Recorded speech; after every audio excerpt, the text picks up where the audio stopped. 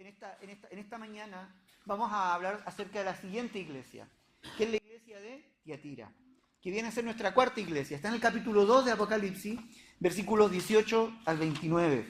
Y vuelvo a repetir lo que dije el domingo anterior. No estamos haciendo un estudio, estamos haciendo una reflexión de cada una de estas congregaciones. Un estudio nos daría para mucho más, necesitaríamos muchos domingos para cada iglesia.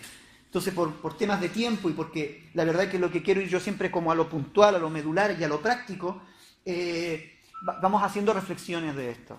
Entonces, hoy, capítulo 2 de Apocalipsis, versículo 18 al 29, la iglesia de Tiatira.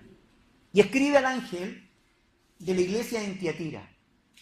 Siempre poner atención cómo Cristo se representa, qué es lo que ve Cristo en la iglesia, y luego lo que Cristo demanda de la iglesia, lo que quiere corregir la iglesia, ¿no? ¿Cómo se presenta Cristo aquí? El Hijo de Dios, el que tiene ojos como de llama de fuego y pies semejante al bronce bruñido, dice esto. Yo conozco tus obras. ¿Y qué más? Y amor. ¿Qué más? Fe, servicio. ¿Y qué más? Tu paciencia, dice, ¿no? Y que tus obras postreras son más que las primeras. Va muy bien, es decir, es una iglesia que va en aumento. Y en aumento en sus obras. Pero tengo unas pocas cosas contra ti, ¿no? Y debo ser sincero, yo he estado revisando otras versiones de la Biblia y revisando un poco en el griego, y esas pocas no aparece en esta parte. Y ya en la iglesia anterior tampoco aparecía, sino que en lo original debiera decir, pero tengo contra ti, directamente. Pero tengo contra ti, no unas pocas, sino, pero tengo contra ti. Tengo cosas contra ti, vendría a ser un poco la idea. Que toleras que esa mujer, Jezabel, que se dice profetiza, enseñe y seduzca a mis siervos a fornicar y a comer cosas sacrificadas a los ídolos. Y le he dado tiempo para que se arrepienta, pero no quiere arrepentirse de sus fornicaciones. He aquí yo la arrojo en cama, y en gran tribulación a los que con ella adulteran, si no se arrepienten de las obras de ella.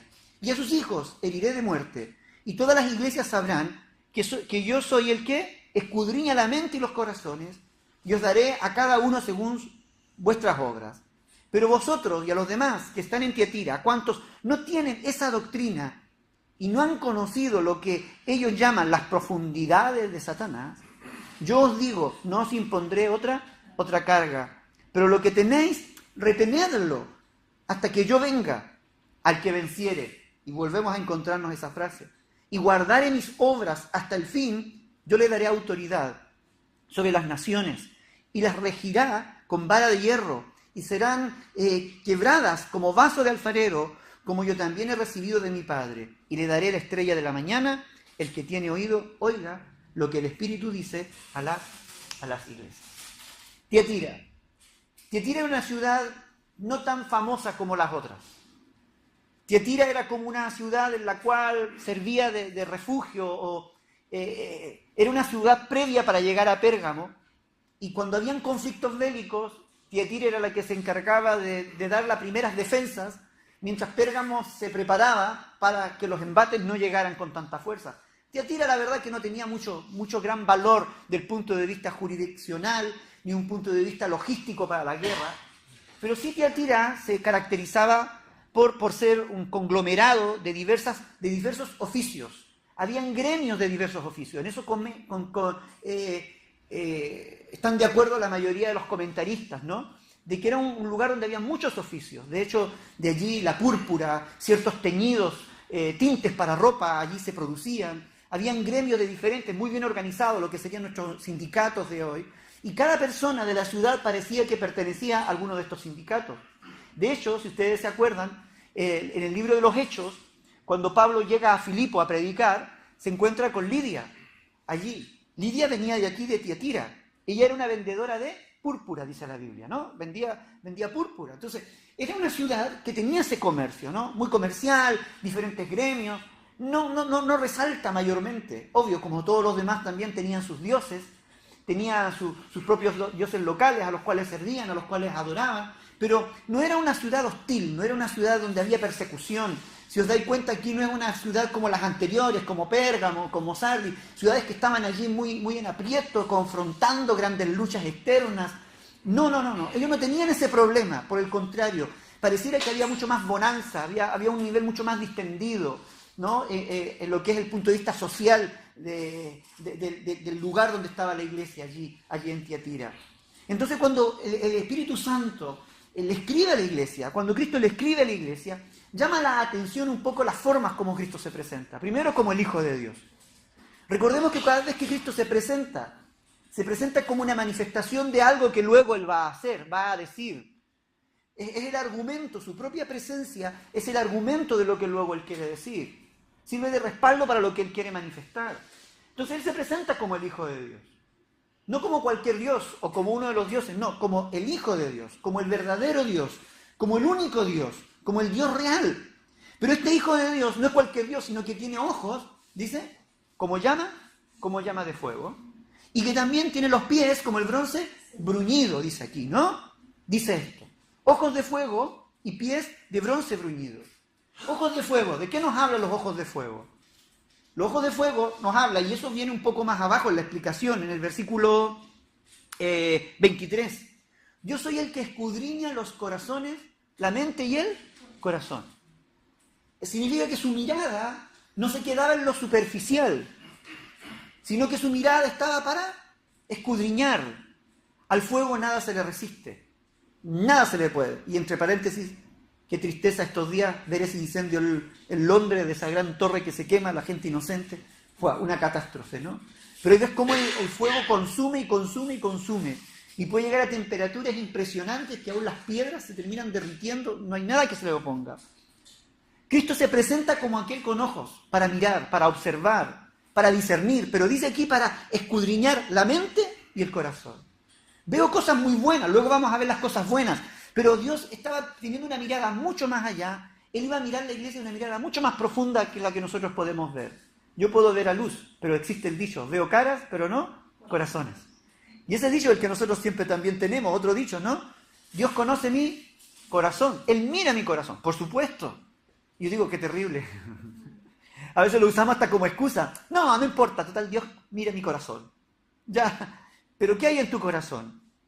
Tengo una buena intención, sí, pero hay otras cosas en tu corazón, ¿no? Porque a veces queremos que Dios mire nuestro corazón, pero que vea esa habitación del corazón que tenemos ordenada. Pero Dios no solamente ve la habitación que tenemos ordenada, ¿no? Sino que ve toda nuestra casa, ve todas las habitaciones, escudriña todo, la mente y el corazón. Entonces sus ojos de fuego hablan de eso, de una mirada penetrante, de una mirada a la cual nada se le oculta, de una mirada que está para escudriñar, pero el fuego también nos habla de juicio, es decir, es una mirada escrutadora, es una mirada de juicio que está allí para condenar, para discernir y condenar aquello que esté malo.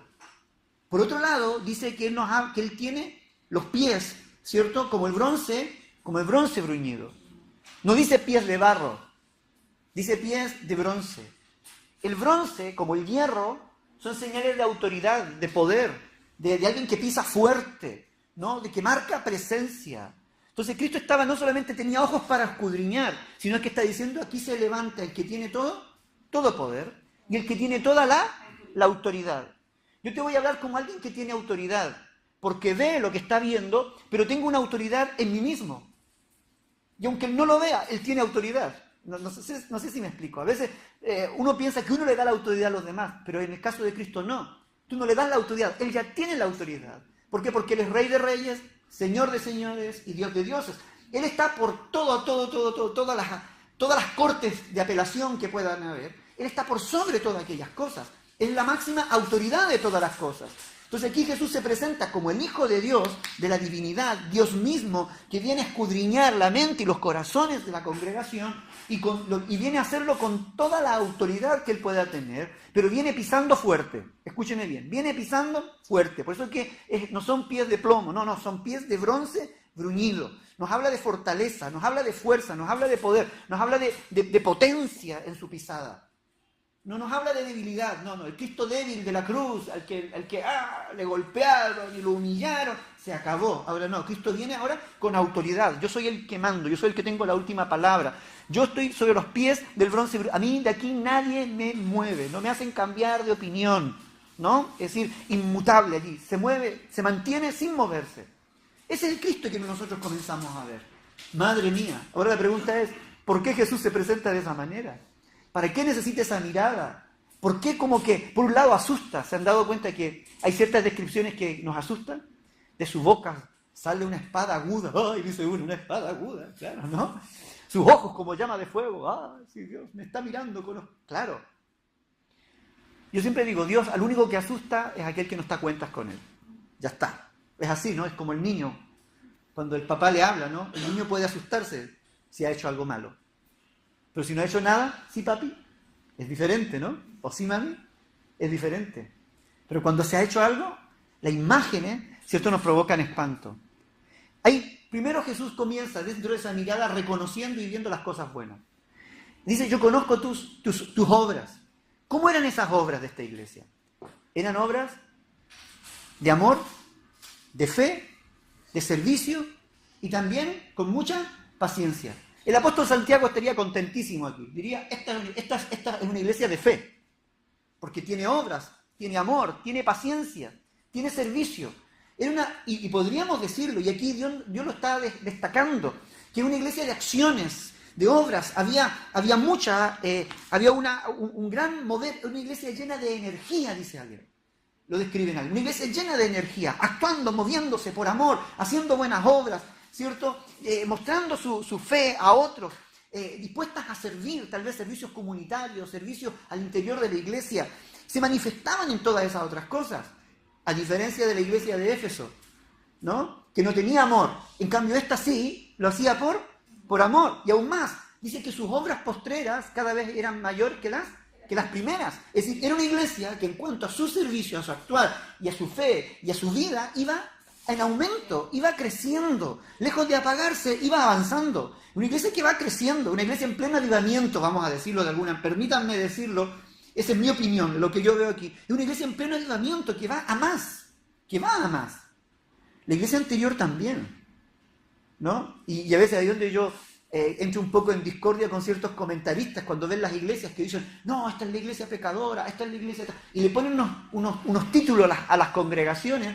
Pero cuando tú comienzas a leer te das cuenta que la iglesia se destaca por cosas buenas. Tienen cosas buenas cada una de ellas. Hasta el momento, no sé las otras que vienen por delante, ya lo veremos. Pero cada una de las que hemos visto tiene cosas buenas. No son 100% malas. Pero tienen cosas que son graves.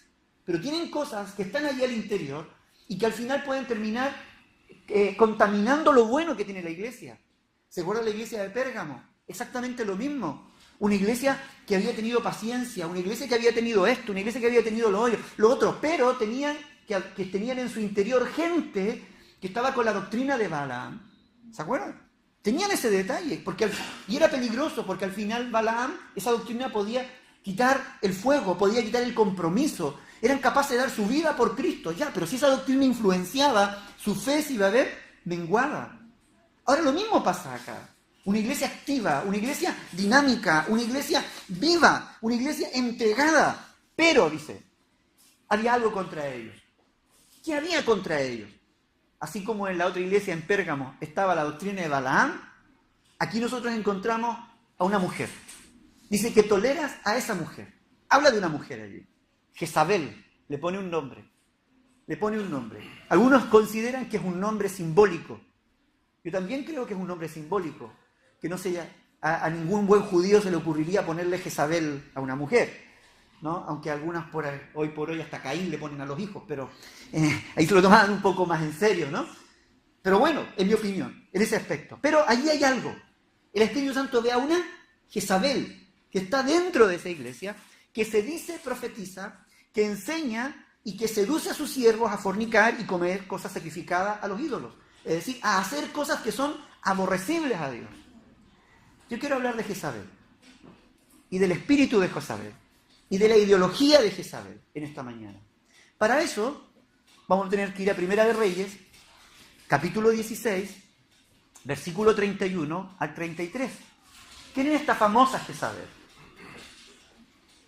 Si ustedes conocen, si les viene a ustedes a la mente una mujer víbora, malintencionada, traicionera, bruja y todos los títulos habidos y por haber, Jezabel. La vecina que nadie le gustaría tener. La esposa que ningún marido desearía tener. La madre que ningún hijo desearía tener. Era pero terrible esta mujer. Ahora, ¿por qué? Porque le fue ligera cosa, dice, andar en los pecados de Jeroboam, hijo de Nabat, y tomó por mujer, aquí está hablando de un hombre que se llama Acab, dice que tomó por mujer a Jezabel, aquí aparece Jezabel, hija de Etbaal, rey de ¿quién? De los sidonios. Significa que no era una hija del pueblo de Dios, no era una hija de Israel. Acab se terminó casando, contrayendo matrimonio con una hija extranjera, con la hija de un rey extranjero. Y cuando ellos se casaban con mujeres de otros países, esas mujeres no solamente se venían ellas y las concubinas o la gente que le ayudara, sino que traían sus dioses también y sus costumbres. Por eso que Dios prohibía el matrimonio mixto con gente de otras religiones. Y por eso que el apóstol Pablo dice, no os unáis en yugo desigual. Porque afecta no solamente, afecta todas las áreas de nuestra vida. Esto no se trata solamente de amor, esto se trata también de que vamos a caminar juntos por el resto de la vida, y tus principios y mis principios tienen que estar de acuerdo, tenemos que estar de acuerdo. Si no, a lo contrario, se provoca un choque, donde uno tiene que ceder y uno termina alejándose, otros pueden terminar acercándose, pero generalmente el cristiano termina alejándose. Este fue el caso de acá. Se casa con Jezabel, ¿no? La hija de Baal, rey de los sidonios, fue y sirvió a Baal y lo adoró. ¿A quién trae Jezabel como Dios? ¿Qué rey? ¿A qué Dios? A Baal, ¿cierto? E hizo altar a Baal en el templo de Baal que él edificó en Samaria. Hizo también Acab una imagen de Asera. ¿Quién era Asera? Asera era la madre de Baal, según la mitología de aquella época, ¿vale? Entonces, Asera es la diosa de la fertilidad, para que os hagáis, y Baal, el dios de la lluvia, del trueno. Ambas cosas se mezclaban también en el tema de la fertilidad, porque la tierra se fertiliza gracias a la lluvia, gracias al agua que cae, ¿no?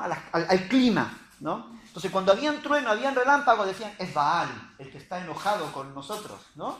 Y adoraban a la diosa Asera para que la tierra también fuera fértil, y que la lluvia que enviara Baal pudiese dar frutos. Entonces había una mezcla allí de dioses, ¿vale? No voy a decir de quién eran hijos ni quién eran los hermanos, eso lo dejo para otra cosa, ¿no? En el templo de Baal edificó, hizo también Acab una imagen de Asera, haciendo así a Acab más que todos los reyes que reinaron antes que él para provocar la ira de Jehová, Dios de Israel. Esta mezcla, al contraer matrimonio, trajo la idolatría y Acab se convirtió en uno de los peores reyes que haya tenido el reino de Israel.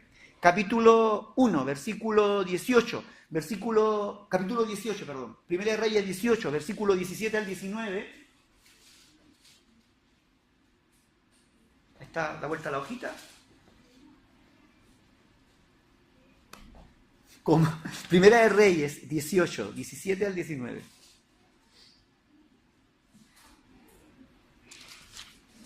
¿Lo tienes ya? Perfecto, ahora sí. Cuando Acab vio a Elías, le dijo, ¿eres tú el que turba a Israel?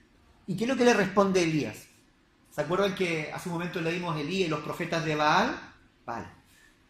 Y él le respondió, yo no he turbado a Israel, sino tú, le dices a Acab, y la casa de tu padre, dejando los mandamientos de Jehová y siguiendo a los Baales. Envía pues ahora y congrégame todo Israel en el monte Carmelo, y los 450 profetas de Baal, y los 400 profetas de Asera, que comen de la mesa de ¿quién? De Jezabel. Es decir, ¿quién era la promotora de toda esta idolatría? La señora Jezabel, la esposa del rey. No solamente trajo los dioses, sino que creó todo el sistema religioso de lo que iba a ser Baal y el sistema religioso para Asera. Y promovía todo lo que era el culto a cada uno de ellos. Ahora, Segunda de Reyes, capítulo 9, versículo 22. Dice, cuando vio Joram a Jehú, dijo, ¿hay paz, Jehú? Y él respondió, ¿qué paz? Con las fornicaciones de Jezabel, tu madre, le dice, ¿no? Y sus muchas hechicerías. Es decir, se las traía esta mujer. Versículo del mismo capítulo, versículo 30, ahora. Dice, vino después Jehú a Jezreel, y cuando Jezabel lo oyó, se pintó los ojos con antimonio y atavió su cabeza y se asomó a una ventana. Y si leemos ahí, ella cae por la ventana, se despedaza, la pisa un carro, queda hecho pedazos y después se la comen los perros. Ese fue el fin de Jezabel. Murió trágicamente. Era una tipa pero mala, que promovía la influencia de todas estas costumbres a la adoración de estos dioses. Ahora, escúchenme un poquito, ¿dónde está lo grave de todo esto? Que las adoraciones a estos dioses eran adoraciones muy promiscuas. Es cosa que usted escuche el nombre de los dioses de la fertilidad. Entonces, cada uno de estos promovían mucho lo que es la adoración, el sexo libre, la fornicación, el adulterio. No solamente la carne sacrificada a los ídolos, que ellos comían carne y que sacrificaban a estos dioses falsos como idolatría, como costumbre de demonio, sino que había un libertinaje también que allí se promovía. Y Jezabel era la que influenciaba en todo esto. Entonces, cuando en Apocalipsis vemos a Jesús diciendo, oye, en tu interior hay alguien, hay una mujer que está influyendo, hay una mujer que está afectando la vida que ustedes están llevando y que ustedes la están dejando, porque eso es lo que ocurre en esta iglesia, ellos estaban permitiendo ese tipo de doctrina, están hablando de una mujer que dice que enseña, que seduce a los siervos, que los lleva a un límite moral, que los expone a una situación moral, donde el evangelio es desprestigiado, donde el evangelio es corrompido y donde la vida de la iglesia también se ve afectada por estas costumbres. Entonces, la ética, la vida espiritual, la vida moral, la vida de búsqueda, la vida de santidad, se ve corrompida con las prácticas de esta mujer. Eso era fuerte. Cuando ya llegamos, el anterior, dice uno, bueno, era gente que empezaba a vivir vidas livianas, dice Pérgamo. La tentación a vivir vidas livianas. Pero es que aquí no era simplemente vivir vidas livianas. Aquí era vivir vidas en pecado. Era pecar lisa y llanamente. Y más encima era promovido por esta mujer. Y ellos lo estaban aceptando al interior de su congregación. Ahora, ¿qué trae todo esto? ¿Simplemente un tema moral? No, no es solamente un tema moral. Aquí hay un tema también espiritual. Los demonios se sienten libres. Yo el otro día pensaba en esto. Si nosotros nos damos cuenta y vemos nuestra sociedad y la historia de la humanidad, ¿cuáles son los pecados más aberrantes que hay? ¿De qué índole son? ¿Ah? ¿La idolatría? Pero siempre cae en el ambiente sexual. Todo tiene que ver con la sexualidad del ser humano, ¿te has dado cuenta? Siempre, pareciera que el área sexual del ser humano es la que está siempre expuesta muchas veces, ¿no? Y los pecados que uno ve más abominables siempre, porque Dios siempre está criticando la fornicación, el adulterio, la lascivia, ¿no? Está esto, y empieza a enumerar, hay cosas que son abominables a Dios. Y dentro de esos pecados, la mayoría son de connotación sexual. ¿Cuáles son las mayores tentaciones que tiene el ser humano? A nivel sexual muchas veces. La gran mayoría está ligado allí. Entonces a mí no me extraña que esta Jezabel, cuando uno lee la descripción que se hace aquí en Apocalipsis, uno vea cómo en cierta medida el diablo, vamos a decir, haciendo uso de esta mujer, quiere traer ese pecado al corazón de esta congregación. Pecados de índole, yo veo eso, pecados de índole sexual, que se comienzan a dar al interior, que se comienzan a justificar allí al interior.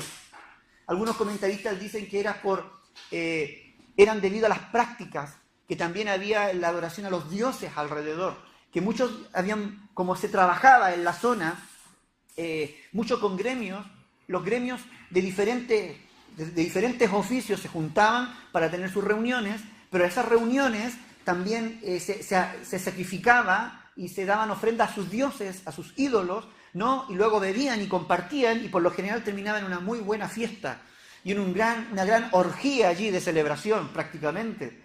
Entonces, y que en cierta medida hasta Jezabel sacaba eso y también lo estaba aplicando en la iglesia. Y le decía a la gente que poco menos, esas son las teorías que algunos tienen, yo no lo veo tan claro, pero dicen que era una de las formas que usaba Jezabel para que gente dentro de la congregación mantuviera una vida libertina, excusándose en base a eso. ¿En base a qué? Diciendo, bueno, es parte de mi trabajo. Yo pertenezco a tal gremio y en el gremio hay una comida y si no voy me van a despedir, entonces tengo que actuar como ellos actúan para yo mantener mi trabajo. Entonces era una forma o estrategia, dicen algunos, ¿no? Yo no lo veo aquí muy claro en la palabra, pero de acuerdo a lo que veo sí en la palabra, veo una mujer influyente, una mujer dominadora, una mujer manipuladora, una mujer controladora que permite y que ha hecho creer a muchos que el pecado era lo más normal, que la inmoralidad era lo más normal que había allí. Ahora, ¿Qué tiene que ver esto con lo que realmente Dios quiere enseñarle aquí a la iglesia? Mire, leamos un poquito los versículos que están un pelín más abajo. Que hoy día no voy a ser muy largo, no voy a ser largo hoy día. Versículo 24. Pero a vosotros y a los demás que están en Tiatira, dice, a cuantos no tienen esa doctrina y no han conocido lo que ellos llaman las profundidades de Satanás. Dios nos llama a conocer las profundidades de Cristo, dice Pablo. Hay que conocer las profundidades de Cristo. Pero esta gente se había visto envuelto en una situación donde estaban ellos experimentando no las profundidades de Cristo, sino las profundidades de... Era tanta la decadencia espiritual, la decadencia moral, la confusión carnal que había en su mente, que lejos de disfrutar a Cristo estaban viviendo una vida totalmente rendida, ¿cierto?, a Satanás. Estamos hablando dentro de la congregación. Y no han conocido lo que ellos llaman la... Yo os digo, no os impondré otra carga, pero lo que tenéis, dice, retenedlo. ¿Qué tienen que retener? Lo que había dicho anteriormente, ¿no? Las buenas obras, la fe, el servicio, la paciencia, retenerlo aquellas cosas, hasta el fin. ¿Y qué viene ahora? Porque yo, ¿qué te daré? Autoridad sobre las naciones y las regiré con vara de hierro. ¿Qué es lo que le da Dios a la gente que se mantiene firme en amor, en paciencia, en servicio, en entrega? ¿Qué da? Autoridad. ¿Qué pierden los que están viviendo en un doble estándar, aquellos que están viviendo vidas inmorales? Autoridad. ¿Quién es la máxima autoridad? Cristo. ¿Cómo se presenta a Él? ¿Como el que tiene los pies del bronce? Bruñido. Permítame explicar para dónde quiero llevar todo esto. Es muy simple todo esto. Aquí hay un gran problema. La iglesia estaba perdiendo la autoridad. ¿Por qué estaba perdiendo la autoridad? Usted ya lo ha descubierto. ¿A causa de qué? A causa del pecado. A causa del pecado. Cuanto más te hundes en el pecado, tú pierdes más autoridad. Un borracho nunca va a tener autoridad. Un fornicario nunca va a tener autoridad. Un inmoral nunca va a tener autoridad. Me voy explicando. El que es pecador nunca tiene autoridad. Pierde todo tipo de autoridad. Cuanto más pecador, menos autoridad. Porque la verdadera autoridad no te la da los títulos. La verdadera autoridad te la da la vida en santidad. Eso es lo que da la verdadera autoridad.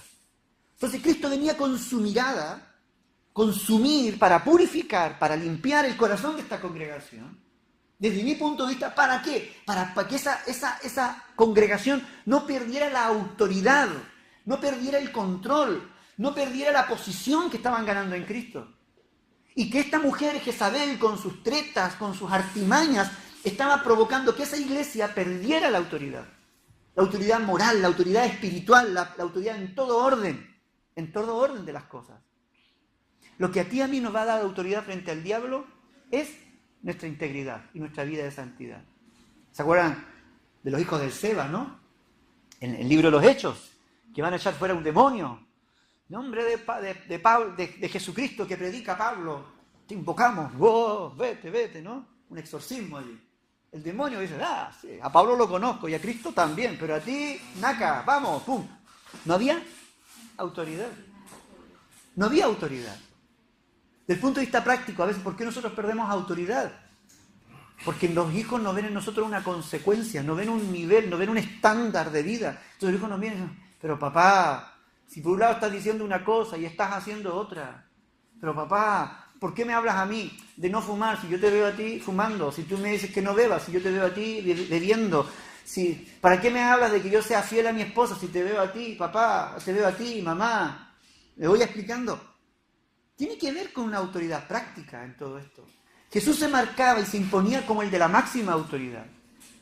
Y Él quiere que su iglesia tenga y viva de acuerdo a esa autoridad. Nosotros siempre pensamos en la iglesia como la iglesia del poder, pero poder y autoridad van siempre de la mano también. Tú puedes tener el poder, pero el poder no lo puedes ejercer si no hay autoridad. ¿Se va notando? Me voy explicando. El poder sin autoridad no nos sirve. Es como la potencia, desbocada, sin control. Tienes la potencia, pero la autoridad es la que te permite ejercer esa potencia. Si no estás ahí, enjaulado. ¿Dónde ejerces esa potencia? Claro, porque no tienes autoridad, no tienes dónde ejercerla. La autoridad te permite ejercer el poder. Te permite ejercer los derechos. La iglesia es una iglesia poderosa.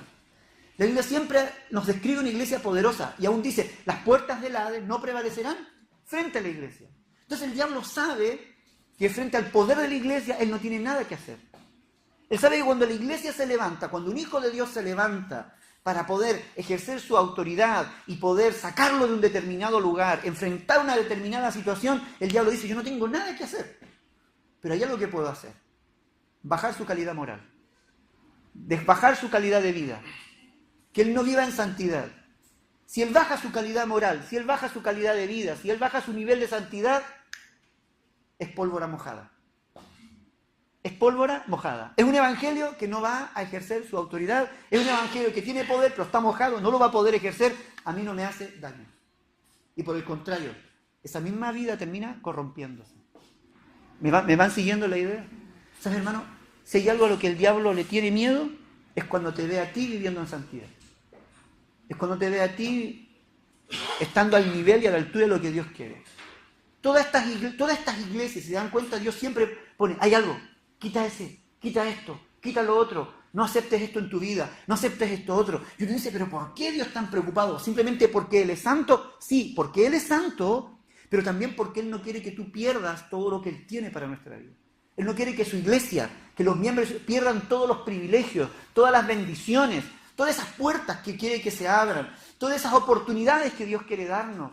No, Él no quiere que las perdamos por causa de tonterías, de carnalidades, de vivir un doble estándar, de no vivir vida de compromiso, de no vivir en santidad. Dios no quiere que lo perdamos, por el contrario, Él quiere que lo aprovechemos, que lo disfrutemos, porque eso es parte de la vida abundante que Él tiene para cada uno de nosotros. Entonces, le dice, es que los que vencen, o los que guardan, los que retienen, yo les voy a dar autoridad. Hay autoridad. Y dice una autoridad para regir, con vara de hierro. Es decir, con firmeza, ¿cierto? Y serán quebradas como vaso de alfarero, ¿no? Como yo también lo he recibido de mi Padre. Es decir, ¿qué autoridad es la que ejercemos nosotros? La que Cristo ejerció del Padre, Cristo la da a su iglesia. Hay un texto que a mí me encanta, que no puedo evitar leerlo. Efesios, no te lo he dado, Daniel, estás perdonado. Capítulo 1. Efesios capítulo 1. Es que Efesios es un libro espectacular. Efesios capítulo 1, versículo 19. 1:19.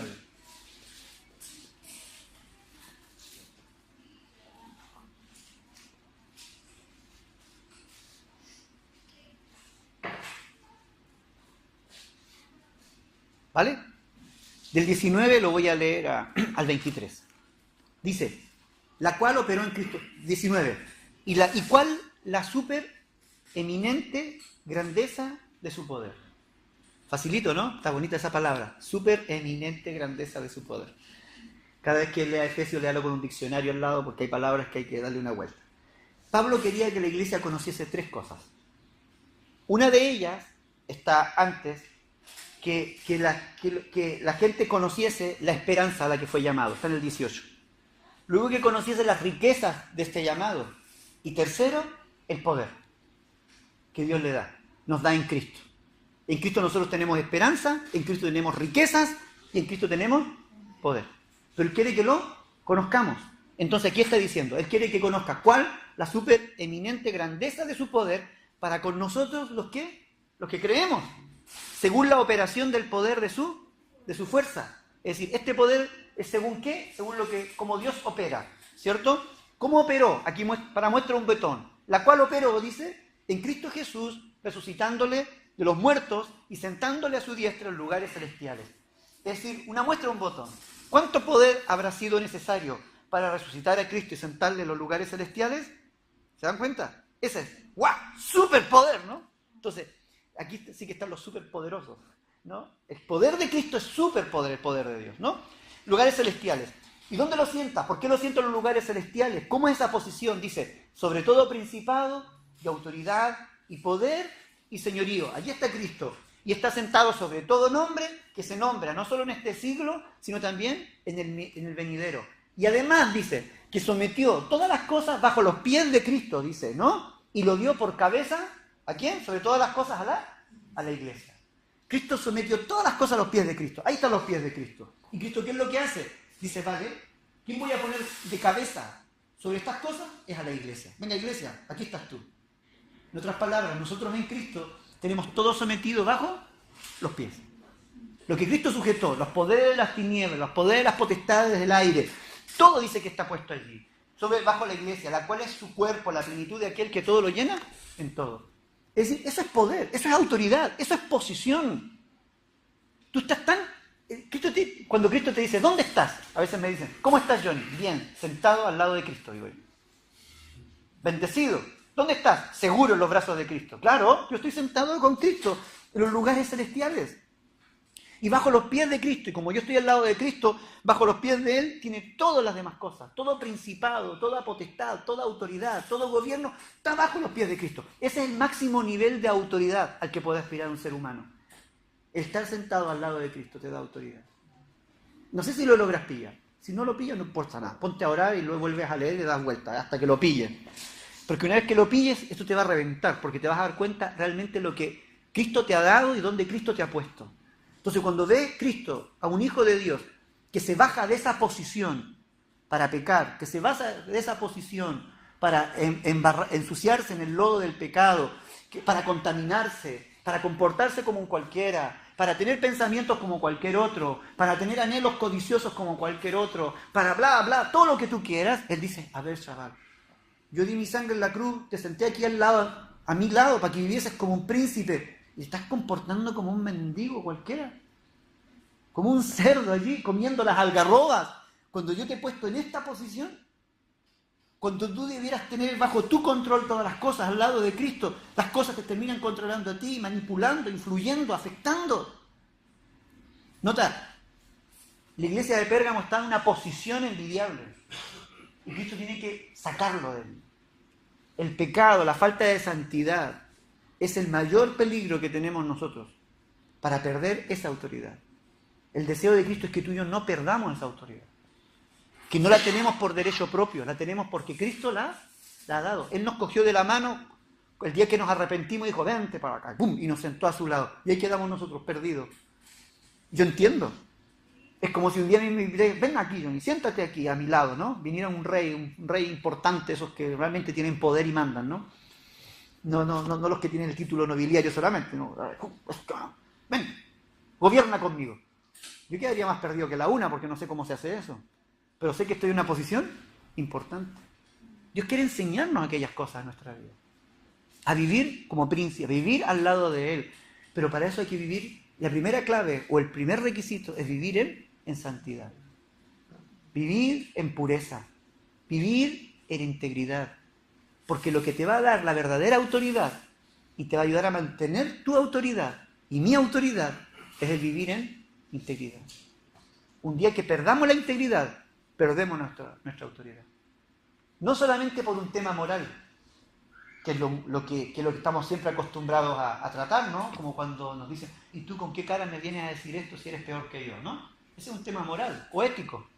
No es solamente por un tema moral o ético, es por un tema espiritual. Porque estás permitiendo que el diablo tome el control de tu vida. Lo termino ejemplificando de una última manera. Jesús estaba en la cruz ganando todo, lo tenía todo. En la cruz, mientras todos se reían y decían, lo estamos acabando con la esperanza, estamos acabando con todo, el diablo se sobaba, lo tenemos allí. Y la gente le decía, bájate de la cruz si eres hijo de Dios, bájate de la cruz si eres hijo de Dios, bájate de la cruz. ¿Qué es lo que hizo Cristo? ¿Se bajó de la cruz? No, porque su lugar era la cruz, su lugar era arriba, era su posición, y desde esa posición él iba a vencer. El diablo no podía subir a Cristo. Entonces, como no podía subir a Cristo y ponerse al nivel de Cristo, tenía que hacer que Cristo bajara a su nivel. Por eso le dice, si tú postrado me adoras, la tentación, ¿no? Bájate de tu posición de Dios y adórame a mí. Jesús dijo, no.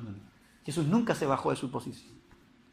Cada vez que el diablo te dice, no, tú tienes que hacer esto, bla, bla, bla, bla, y te empieza a manipular como una Jezabel que te empieza a volver loco y te quiere hacer vivir una vida liviana, el diablo que está diciendo, no, baja, sí. ¿Para qué? ¿Para qué te quieres santurrón si no lo eres, si eres imperfecto? Baja. ¿Sabes por qué no puede llegar a ti? Porque tú estás sentado con Cristo. Y aún más, si tú lees Colosenses, dice que estamos escondidos con Cristo en Dios. Tú estás escondido con Cristo y Cristo en Dios. La van pillando. Es decir, para que el enemigo llegue a mí, tiene que pasar por Dios, después buscar a Cristo, y ahí en Cristo encontrarme. Pero cuando tú dejas de vivir en santidad, dejas de vivir en pureza, te estás entregando, te estás bajando, te estás exponiendo, se lo estás poniendo en bandeja al diablo. Y te pone en el lugar donde él quiere ponerte, en el lugar donde te puede destruir, en el lugar donde te puede manipular, en el lugar donde te puede hacer lo que quiera con tu vida. Claro. Por eso es que el estado postrero del que cae es peor que el primero. Eso lo dejo aquí. Hermanos, tenemos una vida de autoridad. La iglesia estaba en una posición envidiable. Una iglesia que iba increyendo, iba aumentando, iba creciendo, iba avanzando en obras, en amor, las obras postreras, mucha actividad. Pero le faltó algo. La vida de santidad. Le faltó otra cosa. El discernimiento. Para saber decir no a lo que no era. Si hay algo que hay que rescatar de la iglesia de Éfeso, es que probaba a los que decían ser apóstoles y no los eran, y caput, fuera. No tenía tal vez tanta vida como la que tenía esta iglesia, pero tenían discernimiento. Y termino con esta analogía. A veces hay congregaciones que tienen mucha energía, pero no tienen discernimiento. Tragan todo lo que viene. Hay otras congregaciones que no tienen tanta energía, son más conservadoras, pero tienen más discernimiento. ¿Qué preferimos? Yo prefiero una mezcla de las dos. Me gusta la energía, pero con discernimiento. Gloria a Dios. ¿Qué tal si oramos al Señor? ¿Dónde estás? ¿Dónde está tu posición? ¿Dónde está tu posición? Si has caído, si ves que estás perdiendo autoridad, si ves que estás perdiendo el control, si ves que todo eso que decías, wow, pero si yo, claro.